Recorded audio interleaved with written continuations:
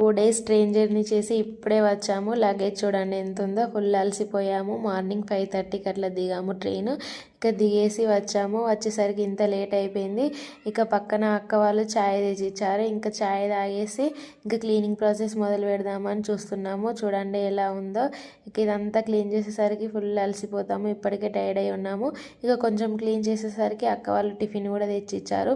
ఇక్కడ ఒకరికొకరు హెల్ప్ చేసుకుంటుంటారట. కొత్తగా పోస్టింగ్ వచ్చినా వెళ్ళిపోయినా అంటే వచ్చినాక వెంటనే వంట చేసుకొని తినడం కష్టం అవుతుంది కదా, అందుకే ఒకరికొకరు హెల్ప్ చేసుకుంటారు. భలే ఉంది కదా ప్రాసెస్, నాకు నచ్చింది. ఇక్కడ పక్కన హిందీ వాళ్ళు, తెలుగు వాళ్ళు అయితే ఎవ్వరు లేరు.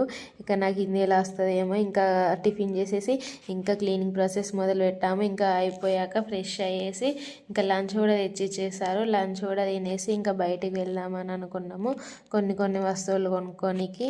కర్రీస్ అయితే సూపర్ టేస్ట్ ఉండే. అసలు మనలాగా కారం ఎక్కువ తినరు, తక్కువ తింటారు. ఇక మళ్ళీ ఎక్కువగా రైస్ తినరు వీళ్ళు, చపాతీ తింటారు ఇటు సైడు. ఇక రైస్ మా కోసమే స్పెషల్గా వండారట. మా అమ్మ వీడియో కాల్ చేసింది. మా అమ్మతో వీడియో కాల్ మాట్లాడుకుంటూ తినేసాను.